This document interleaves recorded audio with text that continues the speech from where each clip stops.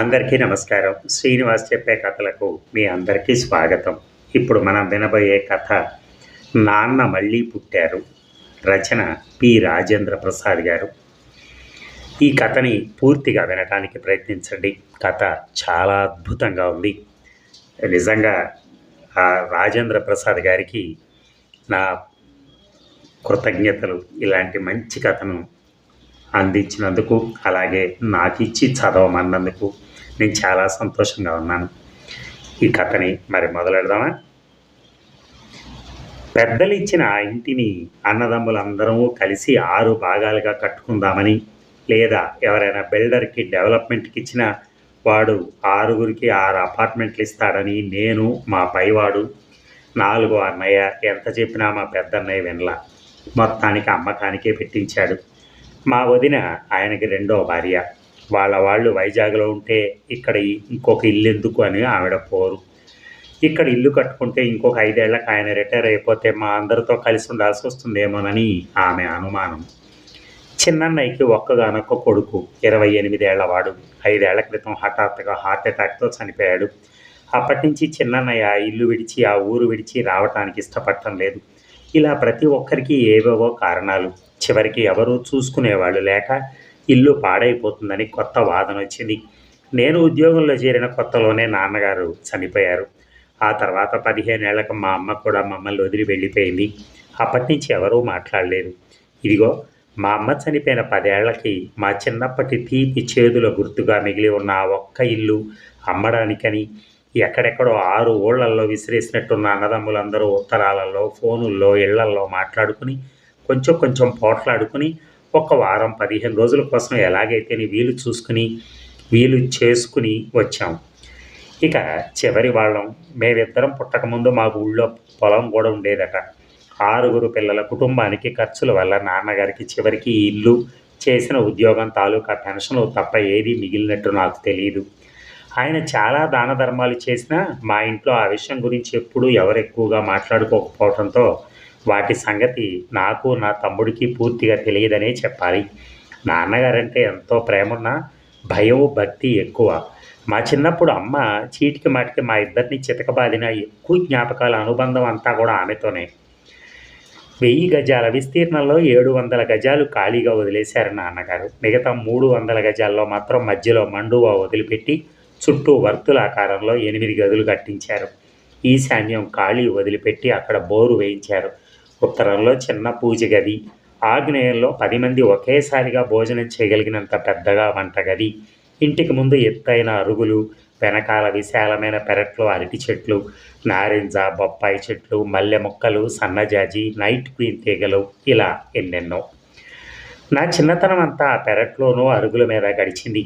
అరుగు మీద రాత్రిపూట నాన్నగారి పక్కన పడుకుని చెప్పించుకున్న కథలు, పెరట్లో నారింజకాయలు సగానికి కోసి ఉప్పు కారం అద్దుకుని తిన్న జ్ఞాపకాలు, అల్లరి ఎక్కువైతే అమ్మ వాయింపులు, ప్రతి పండక్కి కొత్త బట్టలు, ఇలా ఎన్నెన్నో జ్ఞాపకం వచ్చి మనసంతా కకావికలమైపోయింది.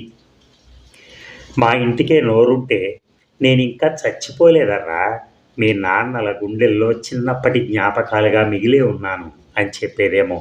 ఇప్పుడు ఆ ఇంట్లో నేను మళ్ళీ తిరుగుతూ ఉంటే మూల నన్ను పలకరిస్తున్నట్టు అనిపిస్తోంది. అన్నయ్యలు, వద్దురా, అమ్మ తిరిగిన ఇల్లు అమ్మకండ్రా, అమ్మనే అమ్ముకున్నట్టుందిరా నాకు, మనసులోని బాధ తన మొహంలో కనిపిస్తుండగా అన్నాడు తమ్ముడు. పోనీ ఆ రేటేదో ఇచ్చేసి నువ్వే తీసుకోరా అని పెద్దన్నయ్య సీరియస్గా అన్నాడు. ఒక్కసారిగా ఉండేలు దెబ్బ తగిలిన పెట్టలా చూశాడు నాని.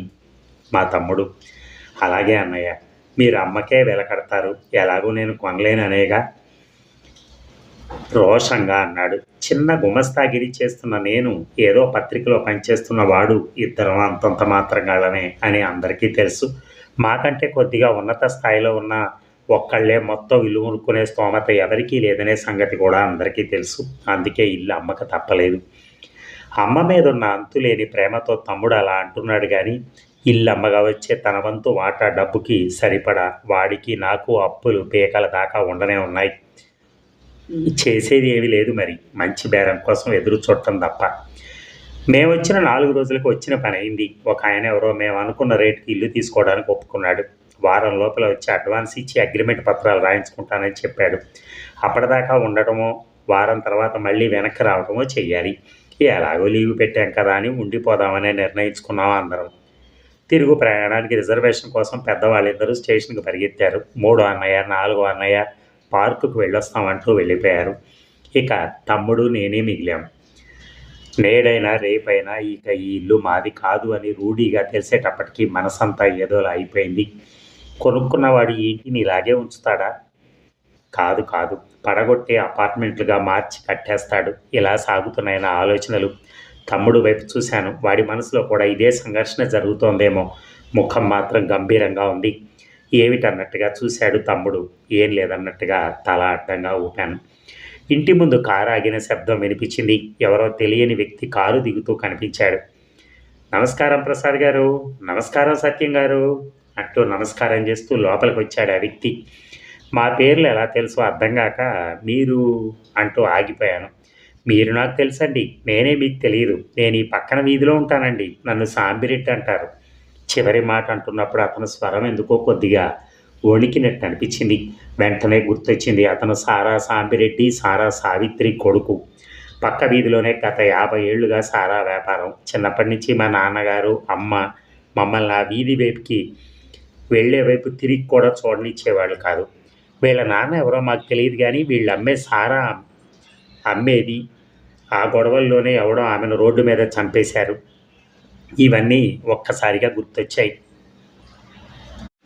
అతన్ని తేరిపారా చూశాను. మల్లె పువ్వు లాంటి తెల్లని సిల్క్ పంచా, జొబ్బ, 2 చేతుల ఇంతింత ఉంగరాలు, మెడలో ఇంత లావున గొలుసు, 15-20 తులాలుంటుంది. అనుకోకుండానే చికాగ్గా ముఖాన్ని ఇంకోవైపుకు తిప్పుకున్నాను. అది అతను గమనిస్తాడని అనుకోలేదు. అవమానపు దెబ్బ తగిలిన బాధ అతని గొంతులో వినపడింది. సార్, అలా చూడకండి సార్. మా తాతల నుంచి వస్తున్న వ్యాపారం. నేను ఉన్నట్టుండి వదిలేయలేను కదా. మీ అన్నయ్యలకి నేను బాగా తెలుసు. వారు ఇలా అనుకుంటారనే వారున్నప్పుడు రాలేకపోయాను. తల వంచుకుని అన్నాడు. మా తమ్ముడు అందుకుని, సర్లేండి అవన్నీ ఎందుకులేండి, ఇంటి విషయంగా వచ్చుంటారు, కానీ బేరం అయిపోయింది, లాభం లేదు, వెళ్ళి రమ్మన్నట్టుగా ధ్వనిస్తూ అన్నాడు. తెలుసండి, ఆ విషయం నాకు తెలిసింది. మరి ఇంకేమిటండి, ఎందుకు వచ్చారు? డైరెక్ట్గా చెప్పచ్చు కదా. ఎంత డబ్బున్న వాడైనా ఒక సారా వ్యాపారం చేసేవాడు అన్న చులకన భావం నా మొహంలో పలికిస్తూ అసహనంగా అన్నాను నేను. మీరేమీ అనుకోకూడదు మరి. ఆ వచ్చిన అతన్ని నేను కలిశానండి. ఈ ఇల్లు మీకు అమ్మరని, ఇక ఈ చుట్టుపక్కలకి రానవసరం లేదని, ఇంకెవరిని రానివ్వద్దని నేనే అతన్ని బెదిరించి పంపించేశానండి. నీళ్లు నములుతూ నెమ్మదిగా అన్నాడు అతను. ఎందుకు? నిర్ఘాంతపైన ఇద్దరం ఒకేసారి అన్నాం. నా గొంతు అయితే భయంతో వణికింది. అంటే ఈ ఇల్లు నేనే కొనుక్కుందామని అలా చేశానండి, ఇంకా మెల్లగా అన్నాడు అతను. ఏమిటి? అంతకుమించి ఏం మాట్లాడాలో తోచనంతగా మ్రాను పడిపోయాం ఇద్దరం. ముందుగా తేరుకున్న తమ్ముడు. ఎవరితోనైనా గొడవ పడాలంటే ముందుంటాడు వాడు. ఏమయ్యా పెద్ద మనిషి, ఏంటి వెధవ రాజకీయాలు? నువ్వు కొనుక్కోవాలంటే డైరెక్ట్గా వచ్చి మాట్లాడుకోవాలి, కానీ వచ్చిన బేరం జరగొడతావా?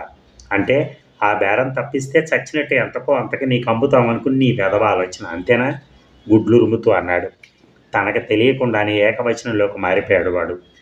అది కాదండి, అలా అనుకోలేదండి, తడబడ్డాడు ఆ సారా వ్యాపారి సాంబిరెడ్డి. మరేమనుకున్నావు? ఒకసారి అయిపోయిన బేరం జరగొడితే వచ్చే వాళ్ళని బెదిరిస్తే తక్కువ కొట్టేయచ్చని కదా నీ ఆలోచన. అయితే ఇప్పుడు చెప్తున్నాను విను. నిన్న అతను మాట్లాడుకున్నది ఎంతకో నీకు తెలుసు కదా. అంతకు పైసా తగ్గేది లేదు. అది కూడా నీలాంటి మోసగాడికి అమ్మం. అసలు అమ్మాలో లేదో మా అన్నదమ్ములందరం కలిసి నిర్ణయానికి వస్తాం. ఇక నువ్వు బయలుదేరచ్చు.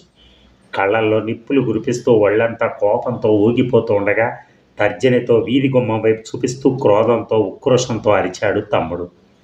హాయ్, అలా కోప్పడకండి సార్, వినయంగా అన్నాడు సాంబిరెడ్డి. ఆ విషయంలో నాకు నయవంచన కనిపించి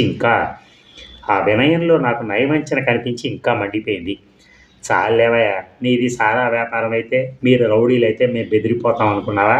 మర్యాదగా బయటకు నడు. ఈసారి నేను రెచ్చిపోయాను. మాట మధ్యలోనే నన్ను అడ్డుకున్నాడు రెడ్డి. సార్, మీరు అలా అనుకోవటంలో తప్పులేదు, కానీ నా ఉద్దేశం అది కాదు. చిన్నప్పటి నుంచి బాగా చదువుకున్న మీరన్నా, 10 మందికి ఎప్పుడు ముందుండి సాయం చేసే మీ నాన్నగారన్నా నాకెంతో గౌరవం. అందుకే మీ నాన్నగారి గుర్తుగా ఈ ఇల్లు నేనైనా కొనుక్కుందామని అనుకున్నాను. మార్కెట్ రేట్ ఎంత ఉందో మీకు తెలుసు. మీరు ఆ రేటుకే ఇంతకుముందు వచ్చిన అతనికి అమ్మడానికి ఒప్పుకున్నారు. ఈ ఇల్లు ఎవరికో పోనివ్వకూడదు అని ఆత్రపడుతున్నాను. ఇదిగోండి ఈ బ్యాగులో మీరు మాట్లాడుకున్న అమౌంట్‌కి 10,00,000 ఎక్కువ పెట్టాను. మీ అన్నయ్యలొచ్చిన తర్వాత మాట్లాడుకోండి. మీకింకా కావాలంటే ఎంత కావాలంటే అంత క్యాష్ రూపకంగానే ఇస్తాను. దయచేసి ఈ ఇల్లు ఎవరికీ అమ్మే ఆలోచన పెట్టుకోకండి ప్లీజ్. చేతులు జోడించి నమస్కరిస్తూ తన వెంట తెచ్చిన బ్యాగుని మేము మర్యాదకైనా అతన్ని కూర్చోమనకుండా ఖాళీగా ఉన్న కుర్చీలో పెట్టి, వస్తాను సార్. రేపు ఉదయం వస్తాను. మీరు ఒప్పుకుంటే రిజిస్ట్రేషన్ చేయించుకుంటాను. లేదు ఆ లోపల వేరే ఏ విధంగా మాట్లాడాలన్నా నాకు కార్డు ఇస్తున్నానంటూ అవాక్కై చూస్తున్న చేతిలో అతని కార్డు పెట్టి చేతులు జోడించి తల వంచుకుని వెళ్ళిపోయాడు ఆ సారా వ్యాపారి సాంబిరెడ్డి. ఇక 10 ఏళ్ల తర్వాత మళ్ళీ మా ఊరికి వెళుతున్న ఆనందంతో ఒళ్ళు పులకరించినట్టు అవుతోంది. ఆ రోజు సాంబిరెడ్డికి ఇల్లు అమ్మేసి వచ్చేశాక మళ్ళీ ఇదే రావటం. ఇల్లు అమ్మగా వచ్చిన డబ్బులతో పెట్టిన వ్యాపారంలో దేవుడి దయ వల్ల బాగా కలిసి వచ్చింది. మాకున్న ఒకే ఒక అమ్మాయిని ఎండీ చేయించాను. అనుకోకుండా మా సొంత ఊరి గవర్నమెంట్ హాస్పిటల్లో మొదటి పోస్టింగ్ వచ్చింది. తనకి క్వార్టర్స్ వచ్చి సెటిల్ అయ్యేదాకా కొన్ని రోజులు దగ్గరుండి తనను చూసుకుందామని నేను మా ఆవిడ ఇద్దరం వచ్చాం. ఊళ్ళోకి ప్రవేశించింది కారు. ఒక్కసారి మా చిన్ననాటి ఇల్లు చూడాలన్న కోరిక కలిగి కారు నట్టుపోనిచ్చాను. ఆ రోజు సాంబిరెడ్డి అలా ఆఫర్ ఇచ్చిన తర్వాత అందరం కలిసి ఆలోచించుకున్నాం. గౌరవమా పాడా, ఈ సాంబిరెడ్డి చూడు 2-3 నెలల్లో ఇక్కడే పెద్ద బార్ అండ్ రెస్టారెంట్ ఓపెన్ చేస్తాడు అన్నాడు మా పెద్దన్నయ్య అప్పుడు. ఇంటిపైన మా అమ్మా నాన్నగారుల పేరుతో లక్ష్మీ రాజశేఖర నిలయం, వృద్ధాశ్రమం మరియు ఉచిత సూపర్ స్పెషాలిటీ హాస్పిటల్ అని బోర్డు చూసి ఆశ్చర్యంతో లోపలికెళ్ళాను.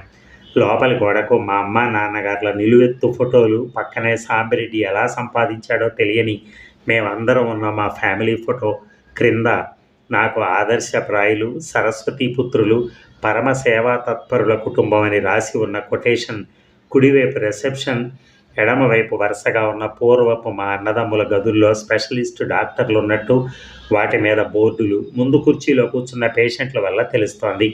హాలు దాటి లోపలికి వెళ్ళాను. పెరటి బదులు 4 ఫ్లోర్ల బిల్డింగు. నోట మాట రాలేదు.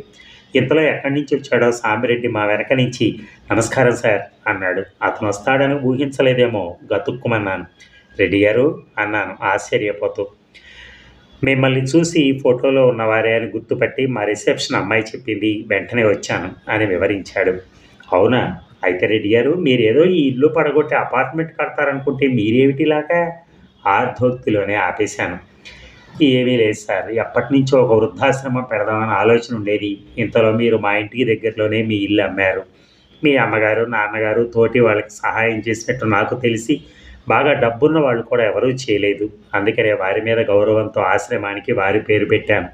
పోతే నాకు తెలిసి ఒకే కుటుంబంలో మీలాగా అందరు అన్నదమ్ములు ఇంత ఉన్నత స్థాయిలో చదువుకోవటం నేను ఎక్కడా చూడలేదు. అందుకే మీ ఫ్యామిలీ ఫోటో సంపాదించి పెట్టుకున్నాను. ఈ సారా వ్యాపారం చేసేవాడికి మేమంటే ఇంత గౌరవ అభిమానాల ఉక్కిరి బిక్కిరి అయ్యాను. సాంబిరెడ్డి ఇంకా మాట్లాడుతున్నాడు. ఈ వృద్ధాశ్రమంలో వృద్ధులందరికీ ఉచిత భోజన వసతి, ఉచిత వైద్యం కోసం 6 స్పెషలిస్ట్ డాక్టర్లను పెట్టాను సార్. వెనకాల 4 ఫ్లోర్ల బిల్డింగ్లో వృద్ధాశ్రమం, ల్యాబొరేటరీ, ఐసీయూ వగైరా ఉన్నాయి. ముందు పాత బిల్డింగ్లో కన్సల్టేషన్ ఉంది. మీ నాన్నగారు వందలాది మంది విద్యార్థులకు ఆర్థిక సహాయం చేస్తూ చదువు చెప్పించి ఊళ్ళోని మీ 20 ఎకరాల పొలం కూడా అమ్మేశారని నాకు తెలుసు బాబు. వారి ముందు నేనెంత? నాకా పిల్లలు లేరు. నా కోట్ల ఆస్తి ఏం చేసుకోను? అందుకే నాకు తోచిన చిన్న సత్కార్యం చేస్తున్నాను. ఆనంద ఆశ్చర్యాలతో నాకు నోట మాట రావటం లేదు. ఈ సారా వ్యాపారిని ఏమైనా అభినందించాలో కూడా తెలియటం లేదు. మా ముగ్గురులో ముందుగా తేరుకుంది మా అమ్మాయే. డాడీ, తాతగారి గురించి మీరు నాకు చాలా కొద్దిగా చెప్పారు. వీరి ద్వారా ఆయన గొప్పతనం తెలుసుకున్నాను. మనం చేయలేని ఈయన చేయగలిగిన పనేమిటో మన కళ్ళ ముందే కనిపిస్తోంది. అందుకే నేనే ఒక నిర్ణయం తీసుకున్నాను అంటూ సాంబిరెడ్డి వైపు తిరిగి, అంకుల్, నేను యాక్చువల్గా గవర్నమెంట్ హాస్పిటల్లో ఈ రోజు నుంచి కార్డియాలజిస్ట్గా జాయిన్ అవ్వాల్సింది ఉంది. మీకు అభ్యంతరం లేకపోతే మీ వృద్ధాశ్రమంలో మీతో పాటు నేను సేవ చేసే అవకాశం ఇస్తారా? అభ్యర్థిస్తూ అడిగింది. అమ్మా, అంతకన్నానా? ఆనందంగా అన్నాడు సాంబిరెడ్డి. పట్టరాని సంతోషంతో నేను మా ఆవిడ మా అమ్మాయిని ప్రేమతో దగ్గరికి తీసుకున్నాం. మా నాన్నగారు మళ్ళీ పుట్టారమ్మా. ఆనందంతో కళ్ళు చెమరుస్తుండగా అన్నాను నేను. అదండి కథ. ఒక ఫీల్ పాజిటివ్ కథ. Thank you.